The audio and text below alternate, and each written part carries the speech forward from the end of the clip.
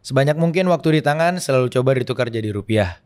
Sedikit banyak, wajar merasa tertekan. Siapa yang tidak? Padahal mati besok pun bisa. Hidup serupa mesin, penawarnya cuma diromantisasi. Maksud gua, itu kenapa Kurt Cobain bunuh diri kali. Oke. Kayak bukan 1-2 kan lo ngelihat orang terkenal banget, terus sukses banget tapi bunuh diri. Ya semua selamat datang di Barbar with Akbari. Dan hari ini gue sangat senang sekali bertemu lagi kembali bersama Bass Boy. Yes. Yoi, Bar, apa kabar lo? Sehat, alhamdulillah. Kalau udah ngobrol gitu panjang tadi. Lumayan. Tadi udah kayak 1 jam lah ngobrol. Iya. Kalau sendiri gimana host life? Kabar baik gue cuy, alhamdulillah sehat. Iya walaupun ini sebenarnya hari ini datang ke sini tenggorokan gue masih, gue baru banget punya suara lagi nih, kemarin sempat suara gue habis. Gara-gara ini udara polusi atau sold gimana? out, habis. Ini kemarin gue waktu lagi ada kerjaan gue ke Singapura. Hari pertama aman, hari kedua aman, hari ketiga aman. Tiba-tiba begitu masuk ke jam 4 sore 5 sore suara gue hilang. Emang dari hari kedua malam tenggorokan gue udah kerasa perih-perih kalau nelen. Minumnya dingin?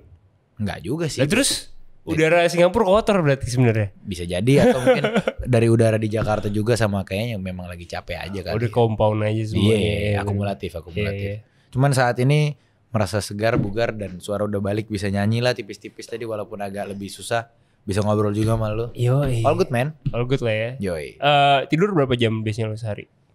Maksimal gue tidur jam 12 lalu. Tadi malam gue tidur jam 11. Anjir, bisa ya? Gimana pagi gue bangun nih. Enggak, tapi susah gak ngerubah habit jadi tidur jam 11? Sekarang sih rasanya bukan. Sekarang sih gak ngerasa susah karena udah jadi hari-hari. Nah, awalnya gitu. gimana? Ini mungkin buat tips nih. Kita kan susah nih buat tidur jam 11. Awalnya adalah lu harus punya kerja yang mengharuskan lu jam 6 on air gitu. Kalau enggak ya gue juga sebelum siaran radio dapat siaran pagi, bangun gue nggak jelas jam berapa, tidur jam berapa gitu. Makanya gue senang dari siaran pagi selain bersiarannya adalah tanpa gue harus punya willpower, gue dipaksa benerin jam badan gue aja gitu. Oke. Tapi kalau gue misalkan tadi lu ngomongin penyiar juga gitu ya. Dan di Wikipedia lu tuh juga lu sebagai penyiar juga ya kan. Betul. Desainer juga. Betul. Podcaster juga. Rapper juga. Kalau boleh dibikin pie chartnya gitu ya. Persentasenya tuh berapa sih? Ini berapa nih, berapa nih, berapa gitu. Nah itu tuh gue bingung tuh kalau digambarinnya pakai pie chart. Mungkin gue bisa bilang lebih gambarinnya kayak pakai solar system gitu. Kebayang gak lu pakai tata surya? Oke, gimana tuh? Mataharinya musik. Sisanya planet-planetnya apapun itulah. Dia berputar di situ. Tes. Dia berputar pada porosnya sendiri dan dia memutari mataharinya. Anjir. Kebayang gak lu? Kebayang. Keren. Kok bisa ada jawaban ini? Keren. Karena kalau lu pakai pie chart, bener. seakan-akan dia tidak bersinergi satu sama lain gitu. Kebayang kayak dia entitasnya masing-masing. Semuanya tetap gua juga kan. Iya. Tetap Bass Boy juga gitu. Nggak tiba-tiba gue lagi ngedesain baju gue jadi Aan gitu. Iya kan? Atau gue lagi podcast kayak gini gue jadi Ijal gitu. Kan? Makanya gue bilang deh, kayak kalau tata surya kan lebih maksudnya saling beneran interweaving. Iya. Banget gitu semuanya. Kebayang. Beneran nggak bisa dipisah-pisah sih menurut gue. Jadi itu semuanya. Berarti kalau misalkan lo ada profesi baru ya tinggal nambah planet baru aja gitu. Iya. Entah dia jadi Pluto atau Venus gitu ukurannya gitu kan. Iya. Oke, nice. Masuk akal gue. Terus gue juga penasaran lagi, seberapa cinta lu sih lo sama New Jeans?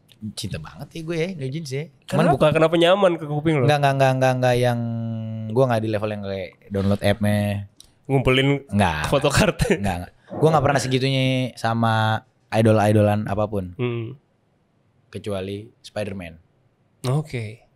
Spider-Man gue yang lumayan sampai beli itu gue lumayan freak. Kalau New Jeans yang bikin gue suka, dia K-pop tapi ya gue nggak harus kayak K-pop gitu. Iya sih. Kebayang nggak? Dia nggak karikatur. Itu sih kata kuncinya yang gue suka dari New Jeans. Dia K-pop tapi nggak karikatur. K-pop gue bukan paling nggak suka. Gue ada juga sih gue suka. Cuman di saat satu hal wujudnya udah jadi terlalu karikatur tuh kadang bosen banget, kebayang nggak? Kayak template-nya gini kayak gini gitu. Oke. Kayak Blackpink keren, cuman gua nggak tahu apa bedanya yang kontras sama aespa. Kebayang kan maksud gua? Waktu New Jeans keluar tuh beneran, gua kira tuh yang kayak siapa ini di SoundCloud gitu, kebayang gak lo? Kirain anak-anak skena mana gitu. Iya. Ini K-pop nih gitu, kebayang gak? Iya. Soundnya udah sound yang kayak jauh main lo gitu. Iya. Terus waktu dia pertama kali ngeluarin video klip Attention juga yang mereka keluar dari WC rada caur gitu, ternyata keluar di tempat gigs. Wih kapan K-pop videonya artisnya nonton gigs? Iya. Gue paham perasaannya. Di situ gue mantep gitu. Di situ tuh gue yang kayak ini my people nih gitu. Iya. Ya udah keren aja menurut gue semuanya, musiknya, marketingnya, sense of commerciality-nya dia, dan move-nya dia inspiring buat dipelajarin sih. Karena gue juga sedang menjual hal yang sama. Oke. Apa yang lu jual? Spirit ya? Iya, brand lah. Bass Boy kan jatuhnya brand kan. New Jeans kan brand gitu. Maksudnya gue juga melakukan yang sama, jual musik, menjual ini itu, menjual itu. Dan cara mereka melakukannya, produksinya, ngejual itu apa ya, sangat menarik untuk diamati. Oke. Kayak lo gak bisa nebak dia mau ngapain. Video klipnya gak bisa ketebak kayak apaan. Tiba-tiba Powerpuff Girl. Kayak what the fuck. Powerpuff Girl kan 3 tapi ini lebih gitu 5 ya. gitu. Seru ya. Dan maksud gue Powerpuff Girl tuh karakter barat banget. Amerika banget yang gak pernah ada, gue gak tahu artis Amerika yang jadi Powerpuff Girl. Malah yang jadi Powerpuff Girl pertama orang Korea gitu. New Jeans. Oke, kita ngebahas sekarang tentang album lo gitu ya. Yes. Kayaknya berjalan juga beriringan dengan apa yang ada di kepala lo dan apa kondisi lo. Kayak fresh graduate gitu pas lo lagi beres kuliah gitu kan. Terus ya ada juga kemarin ini kan Adulting for Dummies juga. Itu kan pas lo lagi di umur mau quarter life crisis juga. Coming of age-nya. Nah iya. Coming of age-nya. Kira-kira nanti next-nya bakal seperti apa? Salah satu lagu yang ada di dalam album udah dipastikan New Cartier. Salah satu topik yang akan dibahas di album itu. Untuk album sih yang bisa gua janjiin secara sound bakal belang belonteng. Banget, kayak mungkin lo mikir New Cartier berarti lagunya bakal kayak gitu semua, enggak gitu. Itu doang yang kayak gitu. Itu doang. Gitu. Bakal ini karakter musik belang belonteng semua. Tapi ntar yang jadi benang merahnya kenapa semua musik belang belonteng ini nyambung dalam satu tracklist, karena dia hip hop. Itu yang pengen gue coba deliver secara musik ya, secara sound. Kayak yang selama ini dianggap orang hip hop tuh linear dan kayak gitu aja, justru gue pengen buktiin justru hip hop malah yang bisa ngelunakin semua belang belonteng ini, bisa nyambungnya jadi satu kesatuan kohesif ya gitu. Bahkan kohesif gitu gue pengen. Oke, kita ngomongin tentang Fresh Graduate nih, gue tertarik. Ada satu quote gitu di cover album lo, judulnya gini, I played my EP on the campus, suddenly it's a strip club. Apakah itu beneran? Enggak, Fresh Graduate bray. Kebayang gak lo, mental state gue tuh kayak gitu. Bercandaannya bercandaan toilet humor, itu kan toilet humor. Toilet gitu. humor. Kebayang gak lo yang sampah gitu. Tapi ya itulah Bass Boy di era itu, di umur 21, 20 gitu. Dumb, free, free spirit banget aja udah. Dan maksudnya Fresh Graduate lo bisa lihat dari karakter artworknya, tipe-tipe lagunya dan message-nya apa ya, naif, bocah gitu kebayang. Ya kalau ditanya itu true, enggak true. Enggak true. Kalau ditanya kenapa dibikin gitu, karena kayak biar ngehe aja. Biar ngehe. Tadi kalau misalkan true juga lucu sih. Jangan sih. Negeri bre, kampus ya bre. Jangan main negeri bre. Oke, siap. Oke, nah ini kalau gue penasaran, Bismillah kan lo kasih di track terakhir gitu ya. Lo expect gak sih ini bakal jadi big hit sebenarnya? Dibilang gak expect, bullshit banget ya. Iya, nggak apa-apa dong. Nggak apa-apa dong. Expect lah, pastilah expect lah gue. Tapi expectnya dalam artian gue nggak tahu ini bakal sejauh apa bawa gue. Cuman kalau ini bakal jadi something, berasa di hati gue. Berasa. Walaupun terkadang bukti di lapangan nih suka kayak gue bilang tadi, masih mau menyalahkan rasa di hati lo juga gitu. Contoh kayak lagu gue yang di Adulting for Dummies, Grown Up. Itu bahkan gak dirilis sebagai single gitu. Dan gue pikir lagunya itu bakal gak segitulah animo lagunya. Ternyata gue gak tahu apa-apa. Lagunya lebih dari yang gue bayangkan. Bismillah sih gue udah ngebayangin ini bakal jadi something karena dari effort dan dari perasaan waktu dituang ini juga kerasa lah gitu. Maksud gue ini something different than the other. Lu ngomongin lagu lo itu gitu ya. New Katia ini lu sendiri kenapa akhirnya ini sebuah brand tapi lu jadiin judul lagu gitu?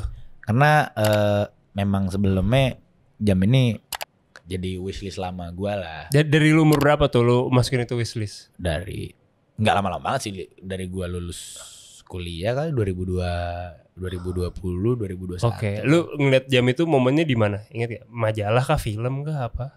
Di mana-mana ya, karena kan banyak banget dipakai, kayak pejabat make, terus ratu-ratu make, biasanya foto-foto estetik tumbler-tumbleran. Iya. Bayang lu sering banget. Tyler juga pakai. Dari maksudnya media-media yang gue konsumsi, gue sering terpapar ngelihat tokoh-tokohnya kok banyak yang pakai. Kena lah gue intinya gitu, gue suka banget. Gue wishlist lah gitu, dan yang gue seneng tuh dia jamnya sebagai dari secara desain tuh harganya mahal gitu. Cuman bukan yang paling mahal ya BTW, ini kayak entry level bisa gue bilang kali ya. Dia itu harganya oke lah gitu, sekian hefty amount.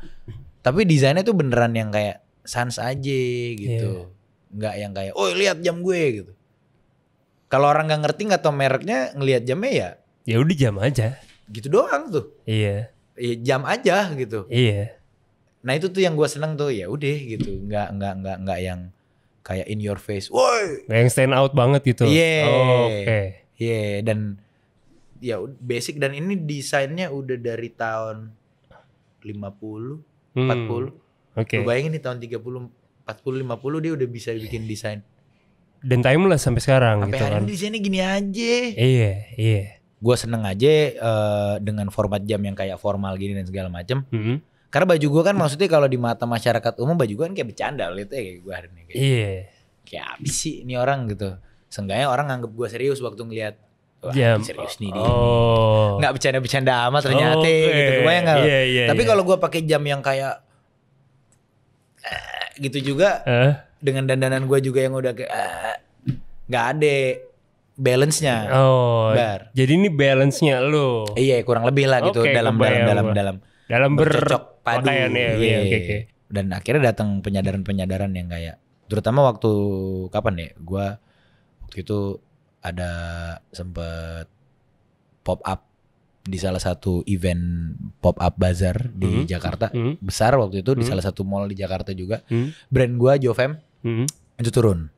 Oke. Ya udah, akhirnya dengan segala kedadakannya, dengan segala keterbatasannya, brand gue juga waktu itu memang sampai sekarang pun belum banyak orangnya. Manpowernya juga bukan sebanyak itu. Dan kita butuh dadakan, beneran wah recet lah jadinya kemarin tuh ngurusin loading in dan lain-lain dan segala macem. Loadingnya tuh ya gue loading in gitu. Lu ngangkat cuy? Ngangkat gue. Anjir, gokil. Ngangkat gue. Kalau lo misalnya ada sebagai tenan-tenan di situ, lo ngelihat gue sama anak-anak gue buka baju, yang ngecat boothnya gue. Oh iya. Yang nembok gue gitu, yang ngecat gue. Posisi itu udah jam 2, udah jam 3. Kenapa gue milih kerja malam? Biar besok gue bisa bangun siang, istirahat, gantian pagi waktu mau stocking dan nyambut waktu opening bukan gue, jadi gue bisa tidur. Cuman still lah gitu maksud gue. Dimana posisi itu gue jam 6 mau siaran. Ini posisinya jam 1:30 gue masih dikuncit. Hard worker lo ya. Masih dikuncit gitu, hard worker lah, taruhlah. Predikatnya hard worker. Dan thank you buat itu. Gue nembok tuh gue dengan Jovem kan selalu temboknya motif sapi-sapi itu. Mungkin bisa ditambah nanti.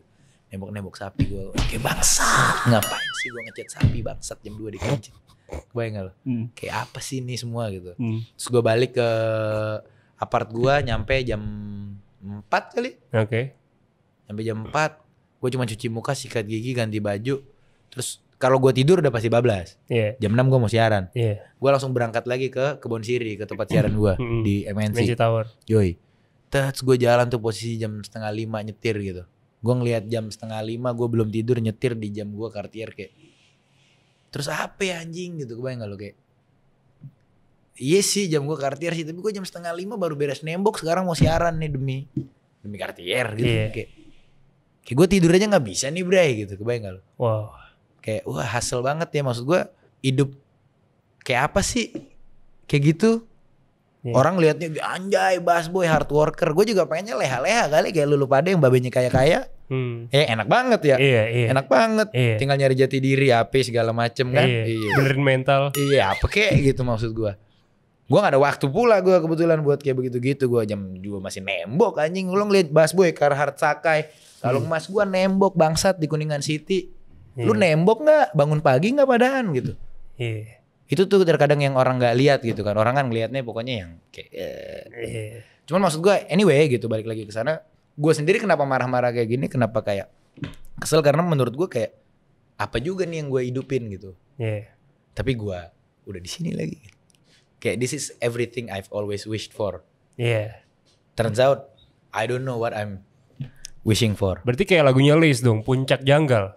Iya, di satu sisi ada dong. Pasti gue udah nyampe di titik ini puncak tapi lu janggal. Janggal. Gitu. Emang akhirnya kayaknya menurut gue namanya manusia gak pernah ada puncaknya. Cuman lebih ke dalam artian lucu aja gitu. Orang di Jakarta ngelihat gue, lo, anak-anak yang ada di sini produksian kerja mati-matian tiap hari dan lain-lain. Ini kejar apa sih? Kaos Supreme. Ini kejar apa sih? Mercedes-Benz. Kata siapa itu simbol kesuksesannya? Mercedes-Benz itu simbol kesuksesan karena Mercedes-Benz. Bukan kata lu. Terus akhirnya gue yang kayak, tapi di satu sisi gue suka banget. Gimana gue jadi akhirnya kemarin tuh sempat ada pemikiran yang kayak gitu, kebayang gak lu? Tapi gokil, lu sadar lu konsumtif banget tapi ya lu bagian dari roda itu semua gitu. Gitu. Dan akhirnya gue timbul di satu penyadaran yang kayak waktu itu awalnya nggak cuma dalam segala aspek ya. Waktu itu dalam konteks hip hop gitu. Waktu itu gue lagi dengerin lagu hip hop dan segala macam di kamar gue bengong, terus gue yang kayak fuck anjing gitu. Yang gue pikir tau gak lo apa? Yang ada di kepala gue. Lo gak tahu menurut lo statement ini setuju lo atau enggak ya? It's okay. Menurut gue hip hop itu wujud Stockholm Syndrome dari kapitalisme. Karena hip hop kan musik kaum marginal. Orang terpinggirkan. Kaum kulit hitam di Amerika yang secara ekonomi susah, dipinggirkan pemerintah dan segala macam. Mereka ini jadi kaum marginal karena siapa? Karena para kapitalis. Sekarang kalau lo perhatiin budaya flexing dan lain-lain, bahkan mereka nilai dirinya, value dirinya itu tuh digantungin di produk-produk yang dijual si kapitalis ini gitu. Kayak flexing Gucci, flexing Chanel, flexing BMW, flexing apapun.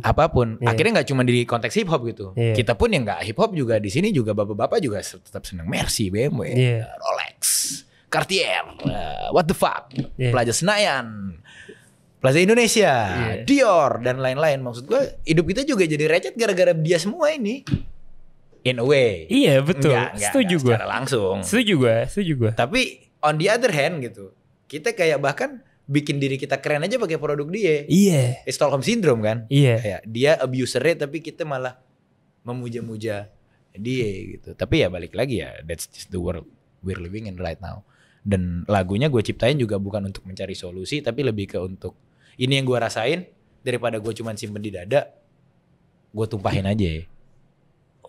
Udah gitu, sebagai sebuah kayak ini loh, muntahan emosional gue aja lagunya tuh. Di momen itu.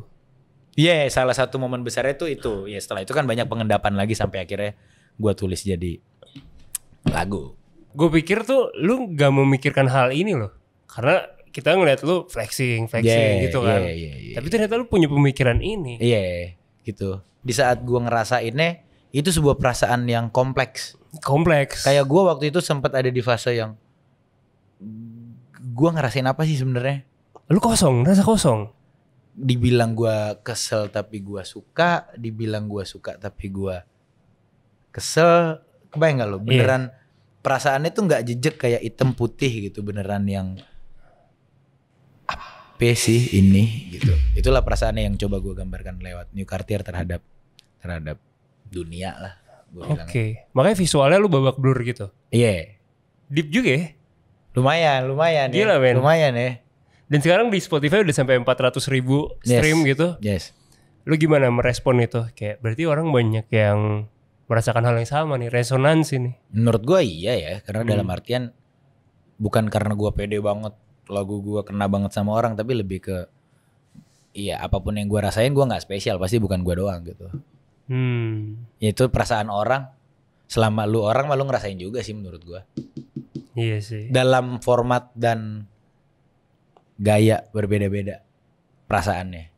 Kalau dibahas lagi gitu ya, ini momen ini ada pengaruh ketika lo akhirnya pindah-pindah kota juga gak sih?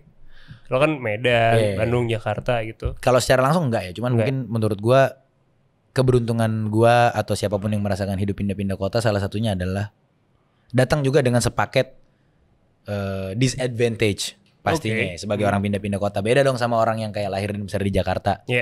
Karena udah tahu medannya, udah punya banyak teman duluan dan segala macam. Ada satu advantage tapi dari gue sebagai pendatang. Apa? Lu nggak tahu Medan. Iya, gue nggak tahu Medan. Gue udah tahu Medan, tahu ini semua lagi. Iya. Kebayang nggak? Apalagi kalau orang misalnya dia udah pernah tinggal di 10 tempat. Iya. Buset. Tahu semua dia. Iya, benar. Dia udah lihat yang orang gak lihat. Iya. Cuman kalau buat gue pribadi waktu itu, terutama gue dari Medan, kalau gue tidak keluar dari kota gue, nggak tinggal berpindah-pindah kayak gini, gue akan jadi orang yang sangat toxic dan menyebalkan sih. Iya. Trajektori alternate universe busboy yang itu tuh ada banget. Seenggaknya ini versi yang baik sih menurut gue, karena bukan cuman gue doang yang melihat progres karir lo gitu. Semua orang banyak yang ngeliat gila banget cuy. Thank you man. Lo di mana-mana. Thank you man. Iya kan, gue ke Converse ini ada muka lo. Gue keluar Blok M lah ada muka lo lagi. Kemarin ya sempet. Gila men. Gue ke FX habis pulang baseball ada muka lo lagi. Iya kan? Yang kopi-kopi itu. Makanya itu lu merayakan hal itu gak sih? Merayakan dong pastinya dong. Itu sebuah perayaan. Cuman satu hal yang harus dirayakan juga harus direnungin sih menurut gue. Jangan cuman kayak dirayain. Kayak apa ya gue bilangnya. Itu kan sebuah achievement. Pasti sebuah achievement. Maksud gue di saat sebuah achievement datang tuh dirayakan tentu perlu. Tapi ada yang nggak ada yang nggak kalah penting, bahkan lebih penting menurut gue untuk direnungin matang-matang. Sebetulnya inikah gitu. Jadi lu masih ada pertanyaan-pertanyaan itu di dalam diri lo? Pasti dong, Pak, sampai kita mati pasti, nggak mungkin enggak. Maksud gue itu kenapa Kurt Cobain bunuh diri kali. Salah satunya. Gue nggak bilang itu fix ya. Iya, cuma fix maksud gue kayak bukan 1-2 kan lo ngelihat orang terkenal banget terus sukses banget tapi bunuh diri. Berarti kan dia tidak konten dengan posisi dia saat itu. Yang mana mungkin kita sebagai orang yang tidak ada di sepatunya ngelihat gila gue pengen banget hidup kayak dia gitu. Nah, are you content enough? So far sih so good ya. Aman ya, nggak yang sampai bikin gue psikotik dan bla bla bla bla bla bla. Mungkin kebetulan karena gue bisa men-channel itu juga lewat musik gue. Dan mendiskusikannya kayak gini sama lo hari ini tuh itu sangat relief. Helps washing it down juga, Pak. Kebayang gak lo? Iya. Kebayang sih gue. Itu helps washing it down juga. Jadi bisa dibilang walaupun gue dengan segala kebingungan gue tadi terjebak di antara paradoks dan Stockholm Syndrome, tapi gue menikmati lah. Biar kata Stockholm Syndrome tetap seru lah. Kebayang gak lo? Kemarin gue sempat waktu promo si New Cartier gue posting di Instagram gue bikin sajak mesin. Iya kan, tuh ada satu puisi pendek tuh maksud gue, tapi akhirnya ya memang coba gue bacain ya. Boleh dong, boleh banget. Sebanyak mungkin waktu di tangan selalu coba ditukar jadi rupiah. Sedikit banyak wajar merasa tertekan, siapa yang tidak, padahal mati besok pun bisa. Hidup serupa mesin, penawarnya cuma diromantisasi. Iya udah, penting akhirnya menurut gue untuk meromantisasi entah apapun itu. Oh my god. Band-bandan lo, passion lo, project t-shirt lu dan teman-teman lu romanticize sebagai sebuah hal yang agung dan apa menurut gua perlu ya. Bener sih. Nah tapi sekarang ketika lo akhir kemarin pulang lagi ke Medan gitu, reaksi orang-orang sana gimana? Medan mah spesial bro, nggak apresiatif juga. Masih gitu. Iya. Medan bro, it's a different culture, it's a different way of communicating, of behaving, of expressing your. Tapi seninya udah gak tiarap kan? Tiarap. Ya seninya tiarap di kotanya ya, teman di kota-kota lain seninya. Maksudnya pelaku-pelaku seninya tahu di sini kita tiarap, ayo kita. Kayak ntar nih Pespor Narto dari Medan bakal main. Ada Pitch juga tuh band HC bakal main. Banyak talent-talent menarik yang coba menembus pasar juga. Keterbatasan apapun itu gitu. Ya kalau dibilang tapi kan ngeband nggak harus di Jakarta ya. Lu nggak nolong sama sekali bray gitu. Emang realitanya ini.